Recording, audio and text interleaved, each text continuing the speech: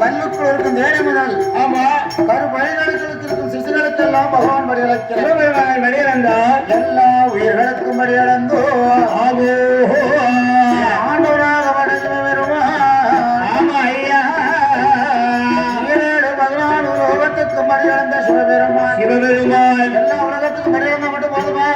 போதாது என்பதாக சொல்லி மடியளந்து பகவான் எங்கே வராரு? எங்கே வருகிறார்? கைலாசம் வருகிறார். சரி கைலாசத்துல அம்மையாகப்பட்ட பார்வதி ஆண்டவரை பார்த்து பாத பூஜை செய்தார். பணிகளை செய்தார். பாத பூஜை என்று சொன்னால் எப்பேற்பட்ட பாத பூஜை? எப்பேற்பட்ட பாத பூஜையா? இந்த உலகத்துல ஆமா அனைத்து உயிர்களுக்கும் பகவான் பாத பூஜை செய்கிறார். சரி அவர் எல்லா உயிர்களுக்கும் பாத பூஜை செய்ய வேண்டும் சொல்லி என்று சொல்லி ஆண்டவனுக்கு பாத பூஜை எப்படி பண்ணுகிறாருன்னா வாப்பா அவர் எப்படி பாத பூஜை பண்ணுகிறார்? அல்ல நல்ல மலரெடுத்து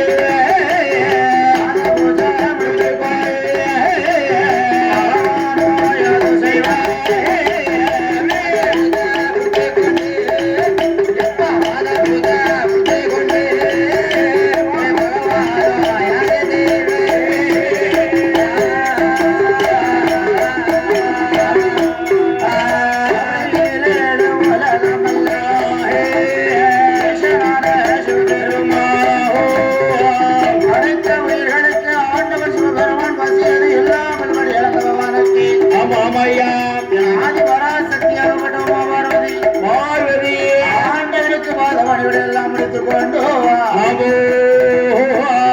பகவானுக்கு பாத பூஜை முடித்து ஐயா ஆண்டுகளாக சிவபெருமான் உலகமெல்லாம் மடையளந்தால் மட்டும் போதுமா?